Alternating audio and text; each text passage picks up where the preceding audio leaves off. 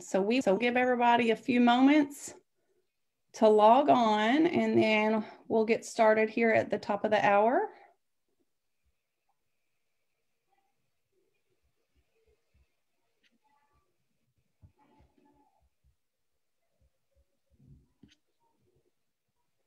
We're just waiting for a few people to log on, and we'll get going where we can ask some questions. So welcome if anybody's seeing me right now.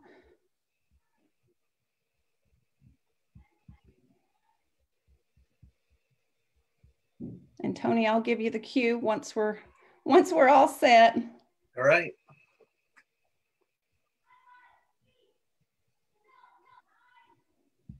Like I said, this is real life, so you can probably hear my kids upstairs. I try to tuck away. All right. Let me see here. I'm making sure we're live in the event, and we'll get it going once I can confirm that.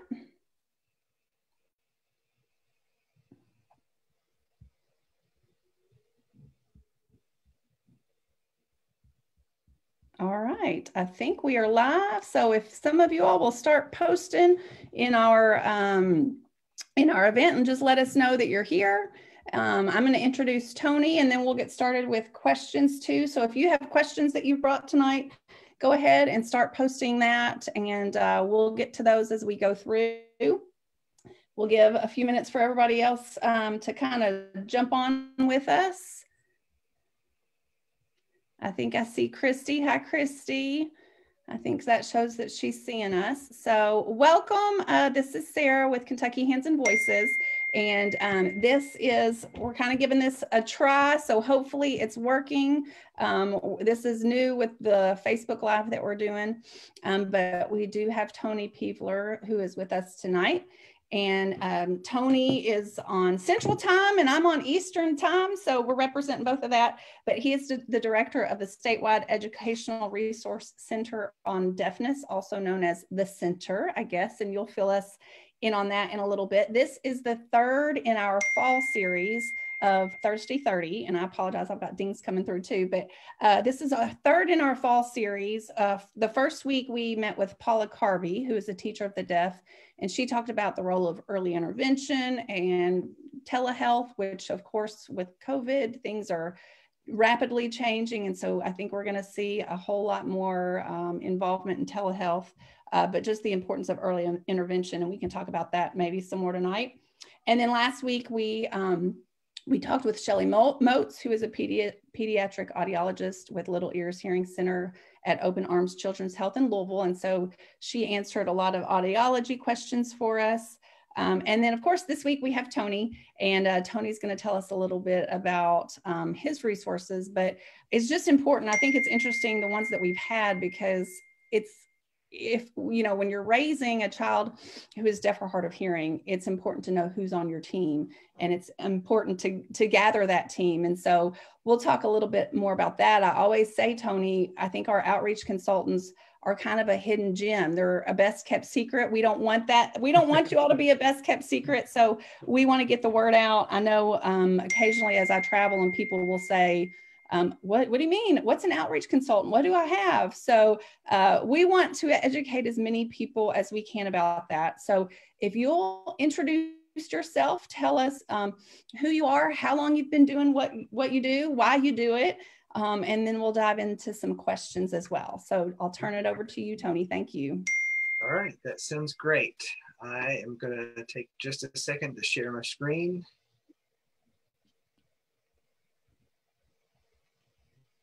You can let me know when you see that.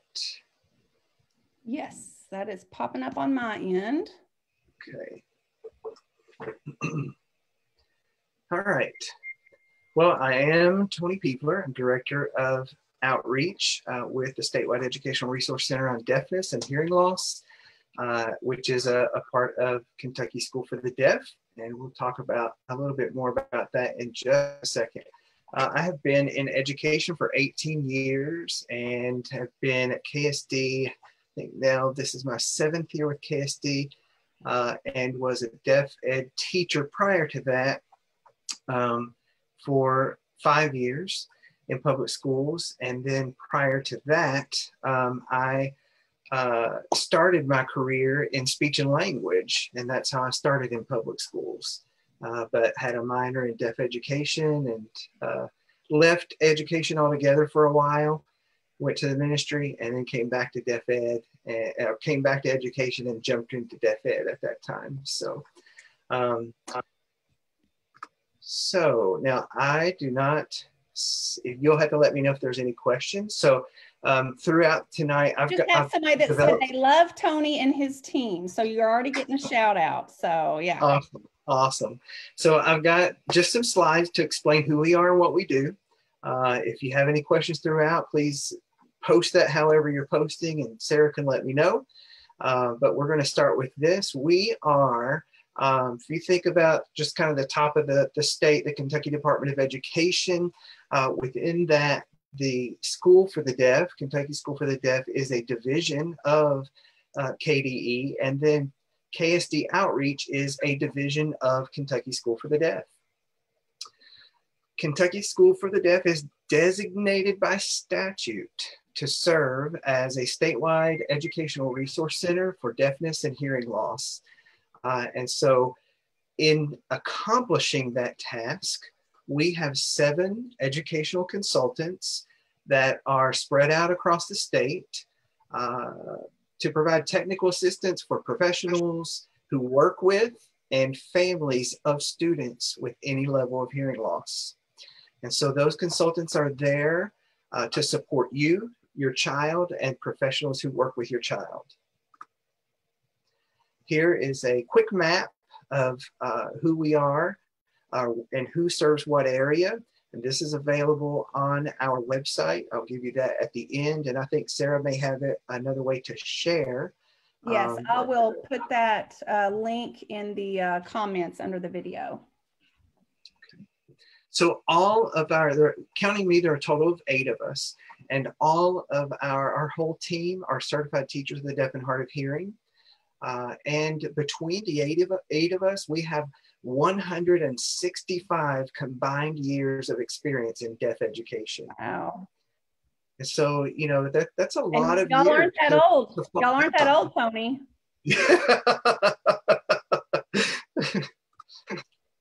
So you might ask, if you're not familiar with us, what do Kentucky School for the Deaf Outreach Consultants do? So we're going to start with what we don't do, all right? We do not provide direct one-on-one services with students.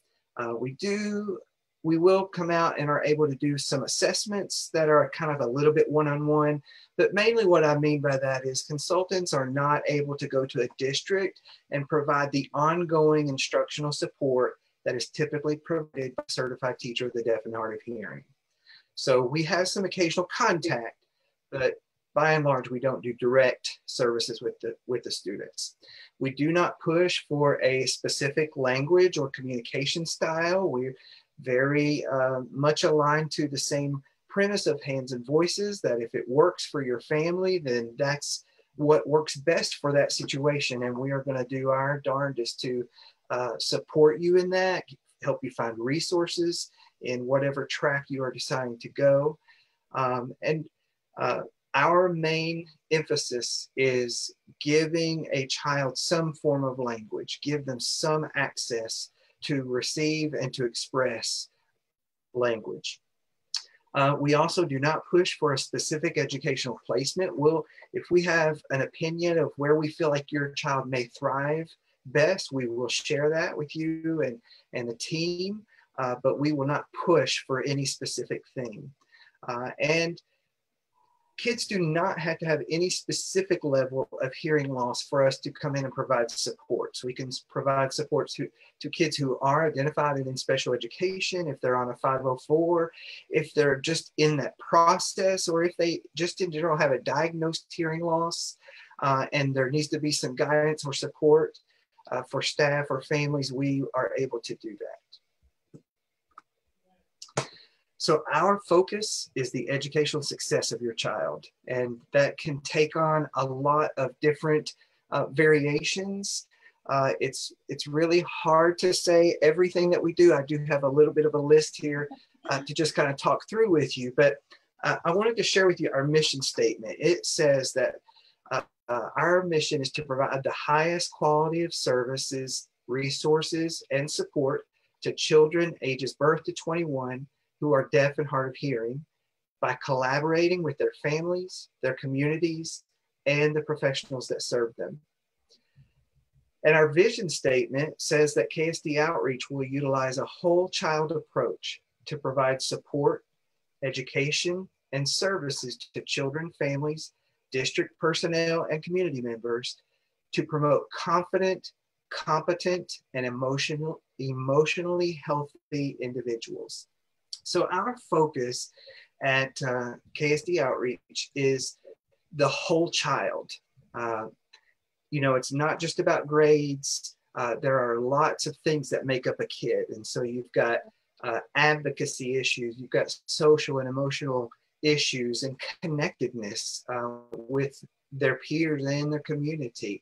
And there's also post-secondary success that we focus on.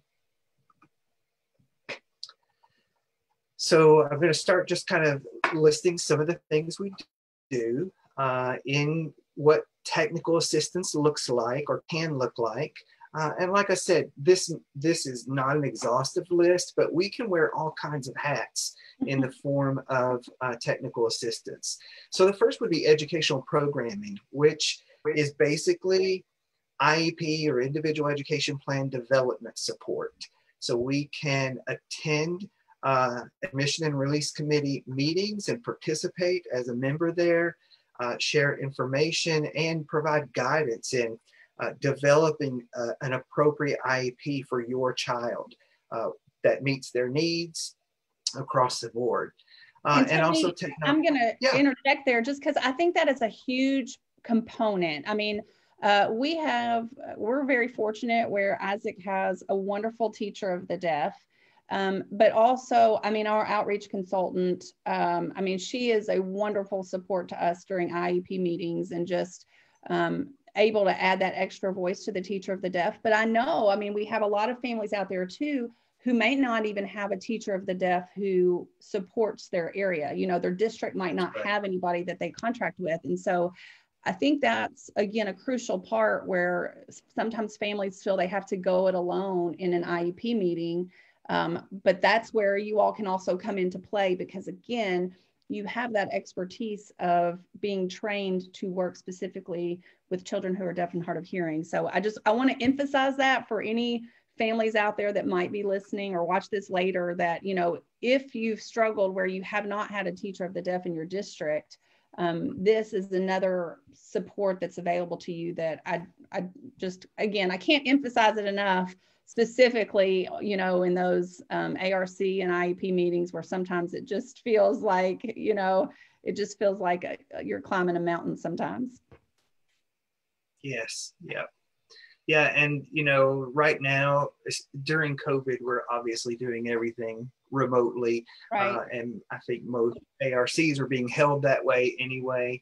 But we sometimes join by phone, even pre-COVID. Sometimes if we couldn't be there, we try to be there. Especially our goal typically is if we've not met the parent, the family before, or if it's the first time we're working with the district, we try to be there in person. But once we have a relationship established, then to save costs, we really try to do as much as we can remotely and still provide the same supports. And, with a team of 8, if one consultant can't be there, most of the time your consultant is able to work it out, your assigned regional consultant. But if they're not, then sometimes I'll step in or we'll step in for one another. So some of the other things we do, and these are primarily supports to teaching staff that have a direct impact on your child. So we provide instructional strategies to the teachers. We give them guidance in meaningful inclusionary practices. We do classroom observations so that we can give the teacher feedback. Sometimes those are components of your evaluation process or your maybe different things happening, services that you're looking at for your student, and observations are beneficial for that. For example, if you're looking at maybe new equipment that might be used. Then we might do pre and post observations during that period. And again, right now we're doing that remotely, and it's working. We're making it work. We are really, I say this all the time, and I don't say it lightly, we're working really harder to make everything work remotely and still provide the same level of services. We realize that people, families, kids, they're getting burnt out on the whole idea of doing something remotely.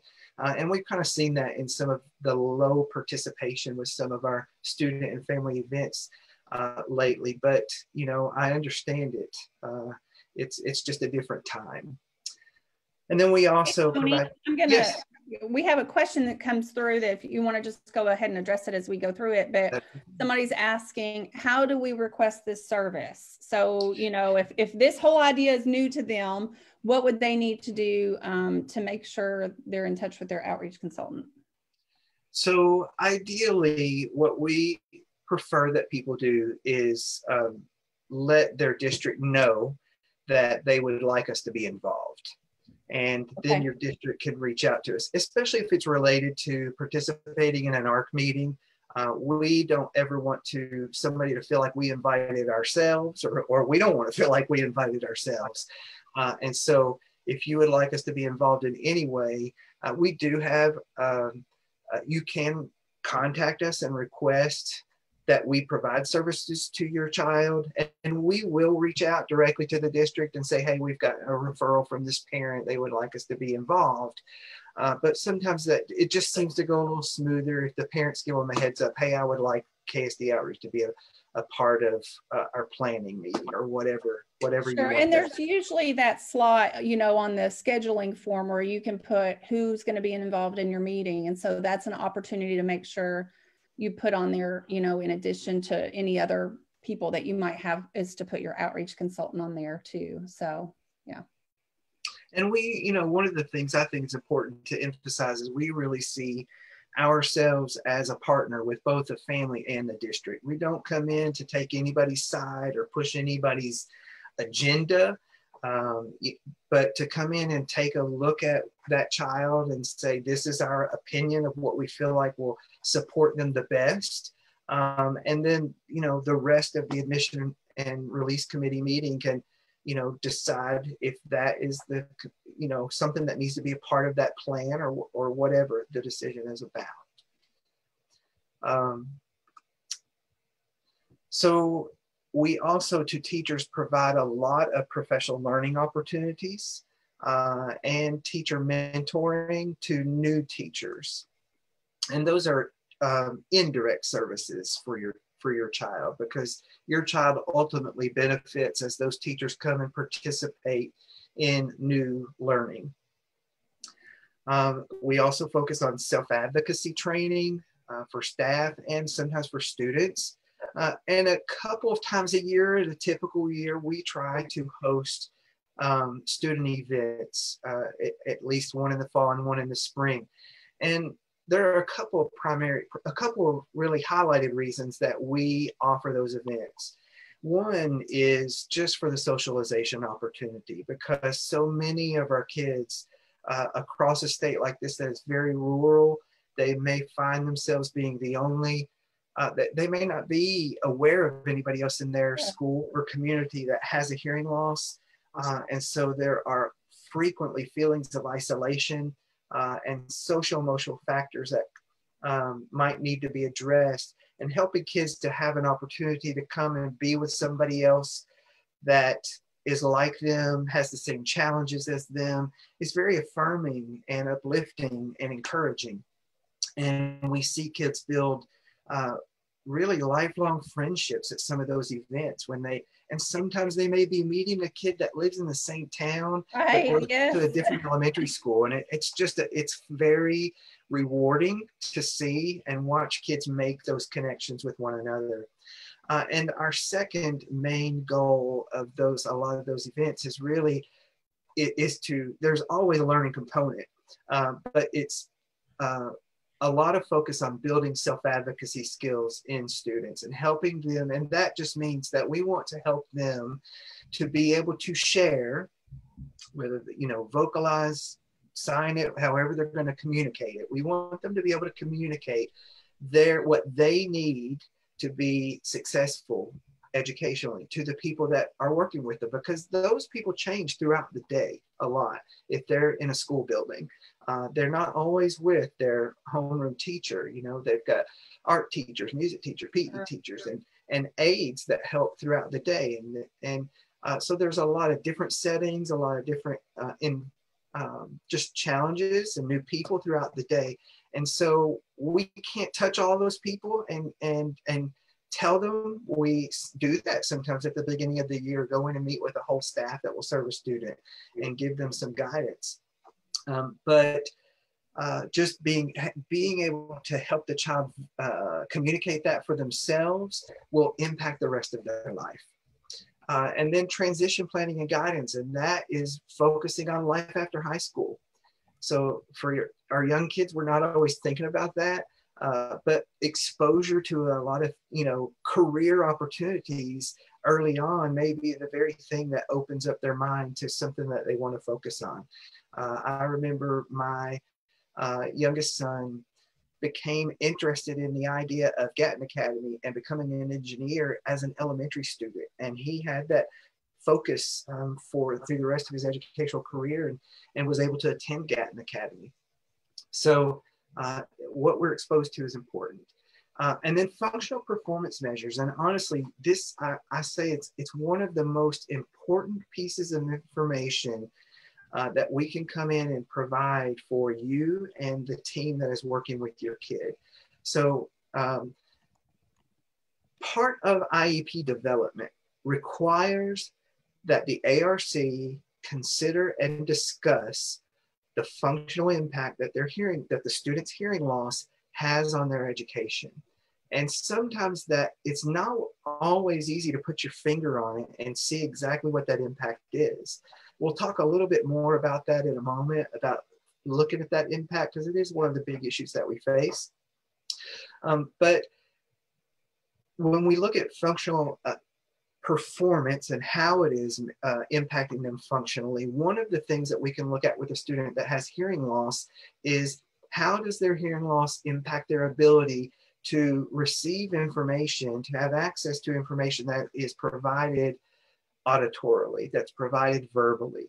And so through a functional listening evaluation or an assessment, we are able to go into that kid's classroom in most settings, outside of COVID area. Right now, we're trying to do them online and it's working.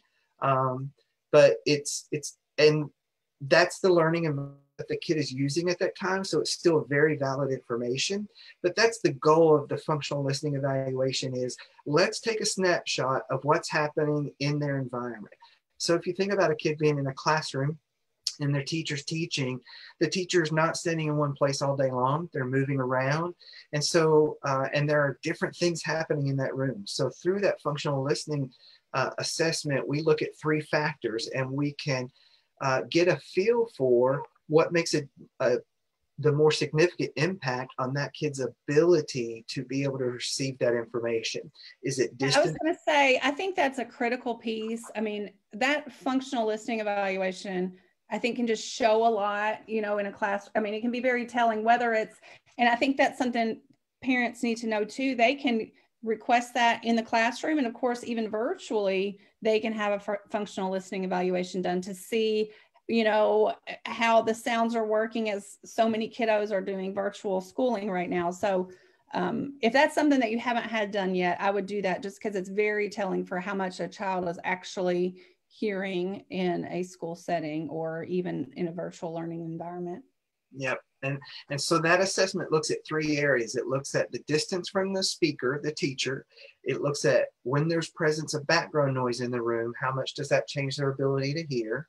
And it looks at the level of noise. And if those 3 factors or combination of those factors may have a more difficult impact. And it is insightful for the staff because they can be more aware about the things that are going to make it more difficult for that kid to receive that information, to have that access. Hey, Tony, I have somebody asking, what age should that be done? So at what age do you recommend a functional listening evaluation? So as soon as we can get it from a kid is ideal. It is harder to capture that on a younger child. So typically we are starting that about kindergarten, first grade. Okay. But, you know, sometimes we get a kindergartner who just can't sit still for that. It does take about 30 to 40 minutes to complete. And it is asking them to do a lot of listening and repeating. And so it does depend on the child's ability to attend to the task. Now, sometimes we'll kind of cut it down and make a shorter version of it and still try to capture the essence of the information. So that's generally about where we'll start. You know, second grade from there on out, it's really good. And we can do it all the way through graduation. Okay, And it well, really should be we have good. about 5 minutes left, so okay. it flies, but just giving you a heads up. All right. So two frequent issues that we address a lot, and that is access. So does your child have access to the learning environment that is equivalent to non-disabled peers? Having access is easy enough to understand, but it is challenging to overcome the barriers that can prevent that access. And so there are some tried and true things, and sometimes it's trial and error to work towards improving a student's access. And then the second thing is understanding the difference between understanding of educational impact. So we're going to talk about that briefly. There is a difference between educational and academic impact. So special education law requires that the Admission and Release Committee meeting verify the impact of your child's disability on their education. How does it impact their ability to learn? And now that's a requirement for special education, and your child may not meet that requirement. You may truly not find a negative impact that it's having on their education. And that's when students are often served under a 504 or may not really need any services. So this does not mean that your child must be failing or making poor grades to qualify for special education services, but it does mean that there has to be some evidence of negative impact on their education. So when we think about that, there are 6 main areas that make up the IEP. And these are the areas that we can look in every single one of these areas to see, is there an impact here? Because all of these are IEP factors. They're educational factors. And so communication, academics, health, vision, hearing, and motor, social and emotional status, general intelligence, and transition needs. If the hearing loss is the factor that is impacting any one of these areas, then that shows educational impact. And that is the key. All right. So here is our website, our team website, and my email. You are free to email me, contact me, reach out to me for anything, and I can connect you with a consultant for your region or help you myself. And then on our website, we've got some resources for parents. We've got resources for staff. We promote events that we have coming up. And so you can go there and find our map as well to see the consultant that is in your region. And that is what I prepared. So any other questions? Let me,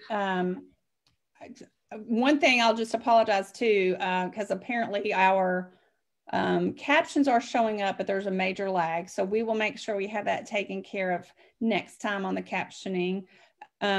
So any final questions coming through? I am going to refer back to a comment that was made. One of the parents said they've been working with their outreach consultant since their child was 3 months old. So, you know, a lot of the things that we've been talking about have been related to school. So talk a little bit about maybe even, and if we go past 8:30 a little bit, that's what somebody did say, Talk with Tony could be 30 hours long. We won't keep you for 30 hours, Tony, but we might go a little bit past that. But talk a little bit about, you know, why would an outreach consultant get involved at 3 months? What could a role be in early intervention, or even, we talked about IEPs, but in early intervention, of course, there's the FSP, Individual Family Service Plan. So talk about that just a tad, because it might not be that a parent of a young one has to wait until they're in kindergarten. What kind of services do you all provide earlier on? That's right. So we will provide services from birth if a child is diagnosed with a hearing loss, and meet with that family and give them insight into resources and connections to organizations like Hands and Voices, and make them aware of what is available. That's the toughest part for somebody who's walking through as a new parent. You found out that your kid has any kind of disability or limitation, and finding the right resources is key. If you don't have them when you need them, then you and your kid are really missing out. And the thing that we know through many years of studies with children with hearing loss is that if the less access that they have to language earlier on impacts them educationally for the rest of their educational career. And so language in those early years, those 2, 3, and 4-year-old years, is critical, because it's the being immersed in language that gives you the ability to acquire that language. Well, if you're in that language, but you really don't have access to it due to limitations of hearing, or the access that you have is severely distorted, or then you don't have as much opportunity to gain from that, to learn from that, and enter into a preschool or kindergarten program at the same level as a regular hearing student. And so we've had a past memorandum of agreement with First Steps, so that as they become aware of students that have a hearing loss earlier on, that are identified through the newborn hearing screenings or at any other time through those early years, that they can let the families know about us and let us know about the families and get connected. And we do not, with First Steps, their services are kind of dependent. Like if you need multiple services, you're allowed so many services. Yes. What we do does not count as part of that. So we are totally separate, and we can come in and, like what we do at the school level, where we give guidance on an IEP, we can also give guidance on that IFSP. So it's appropriate, so that you're targeting appropriate goals for that family's needs at that point in time. Well, and let me mention, because you say that, and your services don't cost the family anything either. That's so right. I think that's important to note too. There's not a fee for what you all do. It's part of why you're there. So definitely something for families to take advantage of. So, all right, we'll see if there's any final questions coming in. One thing I want to add. So, I think sometimes people see, oh, it's Kentucky School for the Deaf, and my kid doesn't go to Kentucky School for the Deaf, so that they can't service me. No, that is what outreach consultants are all about, is to service the kids all across the state who aren't going to Kentucky School for the Deaf, but who are deaf or hard of hearing and still need those resources. So I cannot, as a parent, just emphasize enough again how important it is for our families in every corner of Kentucky to plug into the services of the outreach consultants, because again, it's been a huge factor for us. I know for other families, we've got one parent, I know she was on here earlier, but she said, I refuse to go into any IEP meeting without my outreach consultant, or virtually now. So I think that's one thing to keep in mind, and especially for families that might be transitioning into new school years and things like that. Tony, I will tell you, I know I've seen Sue comment on here, and Tina, and I think I might have seen Misty. So give them, a little extra encouragement at work or whatever. So anyway, I think that should do it. Do you have any final comments you want to share? nothing new, but I mean, just don't hesitate to reach out to us, man. We're here to serve you, and we want to do it. We want to provide the supports to that can make your kids successful. And you know, keep an eye on our website of what's going on. We've got, if you've got a high schooler, we've got an event coming up with Gallaudet here in the near future, where they can come and meet with a recruiter from Gallaudet and hear what Gallaudet might have to offer them. Gallaudet is no longer just a college for deaf students. There are a lot of hearing students that go there. They have a great interpreter training program. And so and the other thing too is let us know what we can do for you. Like I said earlier, I know that we're kind of reaching this capacity for everybody of how much online they want to be, I think, but we can only serve you if we know that's what the need is. Sure. And so if you feel like you've got a new need or a need that we're not addressing, send us an email and let us know that you feel like it's something that could benefit your family and other families, and we will be glad to take a look at that and see how we can make that fit. Great. And I don't want to leave out Maybeth. Maybeth is here too, she says. So she joined us. And I know, you know, obviously things look very different now, but you know, a couple of the events that you referenced earlier that you've done in the past is the statewide spelling bee for kids with hearing loss. And so I know that's always important for kids to kind of have their own spelling bee. And then of course, the ACEs event, also known as Hands Alive. I think it's had a couple different names, but like you said, just opportunities for our kids to get together and be with other kids like that, because oftentimes they are the only kid in a mainstream setting who uses sign language or who wears a cochlear implant or hearing aids. And so it is definitely important for them to see other kids like them and to interact, even if it's somebody in their district in another school or somebody in another place in the state. Okay, final question that just came in. Somebody wants to know if you all will be doing the spelling bee again. Are there any plans? I mean, obviously now things are up in the air. Our plans are certainly there to do the spelling bee again.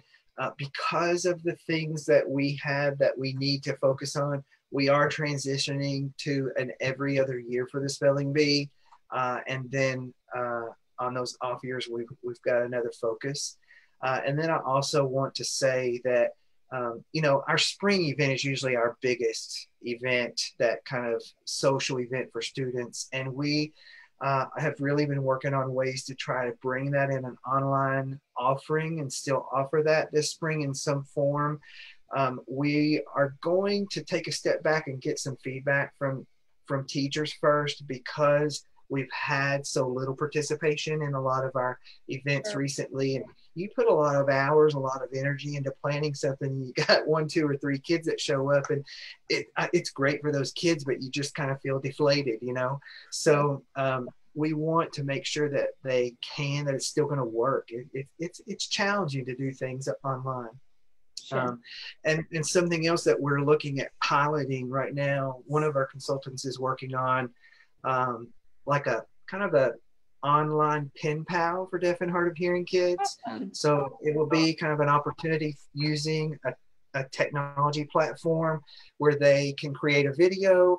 We'll pair them with somebody who communicates the same way they do, and they can send video messages back and forth that will be kind of monitored by one of our staff or by some teachers that maybe partner with us in that.